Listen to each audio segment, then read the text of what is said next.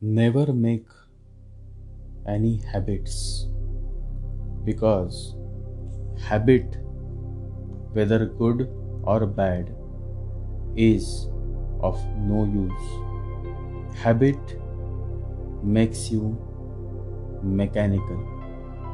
You do a certain thing, whether it is good or bad. You do that thing because it has become a habit. You are not doing it with awareness. You are doing it just because it has become a habit. Habit is bad. There are no bad habits. There are no good habits. Habit is bad. And one should be awake, so there are no habits. You simply live moment to moment with full awareness and not by habits. Habit forces you to do certain things. You are a victim of your habit. You become a slave of your habit. Mind is habitual. Mind is mechanical. The mind has no intelligence. Mind is not your intelligence. Mind can be intellectual, which is a very poor substitute for intelligence. Intellectuality is mechanical. Mind is mechanical. It is your heart that has the intelligence. To meditate is to focus on your breathing. To meditate is to focus on your heart. A man who follows his heart is an intelligent man. Always remember this. He speaks less, he observes more. He is less focused on the outside and more focused within. He is a man of awareness. He is engrossed within. He is tuned to his heart. A man of awareness trains his mind to be a servant of the heart. He makes logic serve love, and then his life becomes a festival of lights. An ignorant man follows his mind. He becomes a slave of his mind, and then life becomes a series of miseries. The more you follow your mind, the more you are becoming habitual. In the 15th century, in the state of Maharashtra, one great saint lived, and his name was Eknath. People called him Saint Eknath. And millions of devotees followed him. They had witnessed many miracles by the blessings of this great saint, Saint Eknath. His compassion, his love, his grace, they all had been truly touched by the omnipresence of this great saint who once walked on this planet. And it happened that one day Saint Eknath decided to go on a pilgrimage. The pilgrimage was to last for 1 year because he had to visit all the sacred places of the country. And it was a great privilege to be with Saint Eknath. So many people, 1,000 people were traveling with him. The thief of the town also came and said, I know that I am a thief and not worthy enough to be a member of your religious group. But give me a chance, I would like to come for the pilgrimage. Saint Eknath said, it will be difficult because 1 year is a long time and you may start stealing people's things. You may cause trouble. please drop this idea. But the thief was insistent. He said, "For 1 year I will drop stealing, but I have to come. And I promise you that for 1 year I will not steal a single thing from anybody." Saint Eknath agreed. But within few days, the trouble started. And the trouble was this: things started disappearing from people's luggage. And even more puzzling, because nobody was stealing them, things would disappear from somebody's bag and they would be found in somebody else's bag after a few days. The man in whose bag they would be found would say, "I have not done anything. I really don't know how these things have come to be in my bag."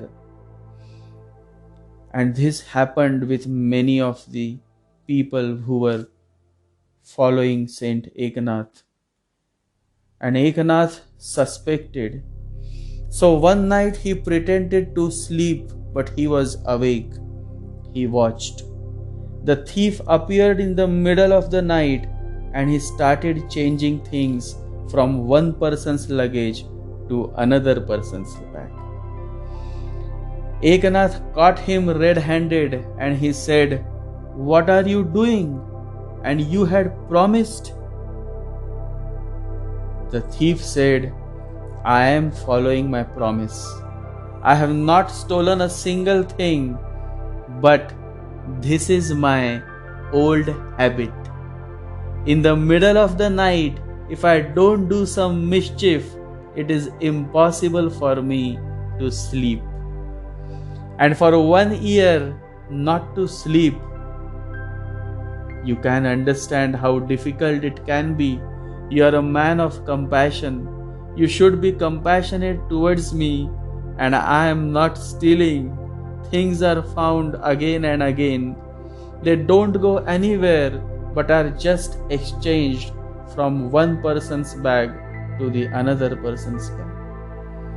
And moreover, after 1 year, I have to start my stealing again, so it will be a good practice." This is how habit becomes your master. And that is why a person who is always thinking about the past will also think and try to dig in the past of a saint. It is the habit. He just cannot stop. He has to do it. And he goes on doing it. He thinks he is doing it, but it is his habit that makes him do it. Habit is the theory of karma. Each action that you repeat or each thought becomes more and more powerful. Then you are in the grip of it. Then you are imprisoned in the habit. Then you live the life of an imprisoned man, a slave. And imprisonment is very subtle. It is of your habits and conditioning and the actions that you have done. It is all around your body and you are entangled in it. But you go on thinking that you are doing it. In reality, it is the habit that makes you do it. When you get angry, you think you are doing it. You rationalize it and you say that the situation demanded it. These are rationalizations. That's how your ego goes on thinking that you are still the boss, but you are not. Anger comes out of old patterns, out of the past, and when anger comes, you try to find an excuse for it. The whole mechanism of habit is that you need not be conscious about it. It has become a mechanical part of you, a part of your robotic mind. It does things by itself. Habit takes every action to its end with more perfection because habit is mechanical and machines don't commit mistakes. So habit dominates most of the crowd, and it is one of the most important things to get out of the domination of habit. For a meditative man, it is necessary to move from a mechanical mind to consciousness. You will have to bring more and more consciousness, not only when there is something important, but while walking, be more conscious. While talking, be more conscious. Even listening to your wife, be more conscious. Who listens to his own wife? She goes on saying things and you know what she is saying. You have heard them so many times. Who listens to her own husband? Who listens? People go on talking. Who bothers? Scientists say that we are only 2% alert. 98% we are insensitive. We are afraid. There are so many things happening. If all those things become available, we will go mad. But one has to become more sensitive. You will not go mad. Closing yourself to life, you have become mad. Open up. Listen to everything. Noise also has to be listened as you listen to music. And if you listen attentively, you will be surprised to know that noise is also music. And if you don't listen attentively, music is also noise. And if you don't listen attentively, music sounds like noise. When can you listen to something attentively? Only when your mind is not lost in the past. Only when your mind is not thinking about the future. Only when your mind is here in this now moment. To meditate is to be here now. To meditate is to live in the isness of the moment. Isness should become the way of your life. To live in the moment. Only a man of awareness lives moment to moment. He is not bothered about the past and not worried about the future. A yogi is simply living in the isness of the moment. Yakusan says, isness is my business. That is my business also. That has been the business of the Buddhas, a single business, bringing people to isness, to here and now. Learning to live in the moment does not need a training course. Just look at the bird outside your window.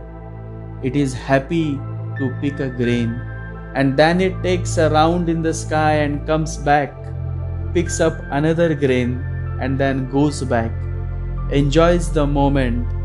The bird is not bothered about the past, and the bird is not worried about the future. It is simply happy to be here now, living moment to moment. Be like a bird. Whenever you feel low, look at that bird. That bird can motivate you only if you are observing it with total awareness, total consciousness. There has been a great misunderstanding between life and time. Time is thought to be consisting of 3 tenses: past tense, present tense, and future tense, which is wrong. Time consists only of past and future. It is life which consists of the present. So those who want to live, for them there is no other way than to live this moment. Only the present moment is existential. When you are doing a certain action in a conscious way, your action is not automatized. It is not mechanical. It is not habitual. It is not robotic. It has a certain grace. There is a certain fragrance of awareness to your action. Your habit is no more mechanized. It is a conscious action. Buddha says, when you stand up consciously. When you sit down consciously. When you say something, say it very consciously. When you listen to something, listen consciously. When you are eating, eat consciously. If you learn cycling in the beginning, it is very difficult. For the simple reason that you are too conscious, and there are many things to be conscious of.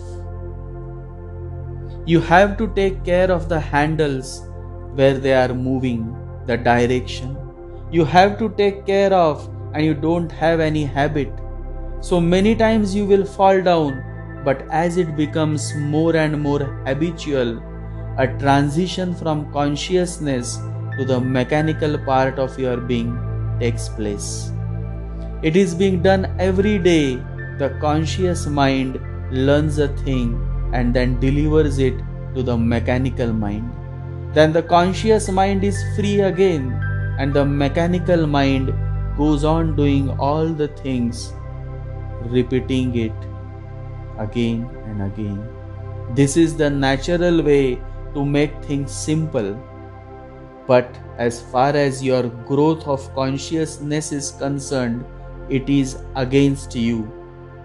It is efficient in tune with nature, but not in tune with a higher nature, that is the cosmos, the conscious cosmos, where every action has to be conscious. And this reminds me of a very insightful story. Gautam Buddha was walking on the road. He was still not enlightened. He was coming closer and closer and closer. He was just on the verge of enlightenment. It was just a few days before he became enlightened that this incident happened. They were moving.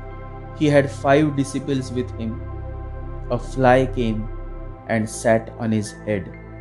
And he went on talking with Ananda, his disciple, and mechanically moved his hand, and the fly went away. Then he stopped suddenly, because he had done that movement of the hand without awareness. And to him that was the only wrong thing in life, to do anything without awareness, without being conscious. And so Buddha stood and again took his hand through the same posture of waving away the fly. Although there was no fly anymore, still he waved his hand consciously. Ananda was just surprised at what he was doing, and he said, "The fly you have brushed away from your face long before. What are you doing now? There is no fly." And Buddha said, "What I am doing now is that I am moving my hands consciously, with total consciousness. Last time I moved my hand mechanically, it was a mistake. Now I am doing as I should have done, just to teach me a lesson so that never again anything like this happens." Now I am moving my hands with full awareness.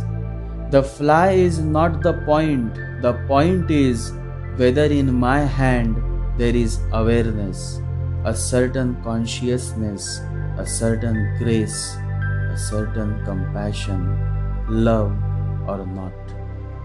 Now it is right. It should have been this way, the conscious way. And this is the basic message of Buddha, that awareness should be in every action. Consciousness should prevail over all actions, and then there is a certain grace to our actions. Then there is a music to our life. Habit makes your actions robotic. Every habit has to be made aware, and then there is a song to it, a certain grace to your action. In the beginning it will be difficult because you have been always putting the mechanical mind in use. But now let the consciousness take over.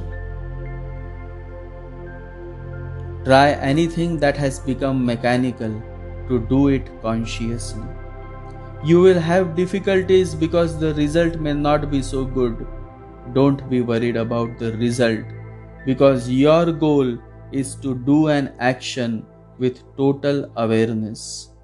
The action will take a little longer, but it will be more graceful.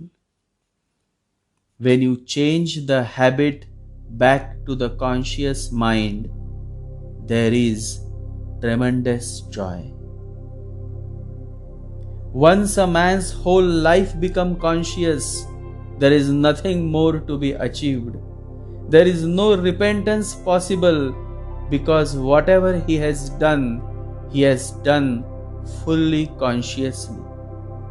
There is no question of looking back. Memories are part of the mechanical mind. The mechanical mind accumulates memories the same way your computer accumulates memories. Because the computer will have to do those same things again and again. It has to accumulate memories. But when you transfer habits back to consciousness, you will be suddenly freed from the past. There is no question of carrying any memories. If you want, you can remember something consciously. But memories cannot float in your mind on their own without any permission or even against you. Don't make any action a habit, because then you are getting trapped. Then there is no chance to act consciously. You act mechanically. And the higher purpose of life is to move from the mechanical mind to the conscious mind. Habit makes you a robot. Habit makes you mechanical. You lose your natural way of doing things. You do a certain action because it has become a habit. And that is how you continue to feed your mechanical mind. The day you start moving from the mechanical mind towards consciousness, you are no more stuck in your past.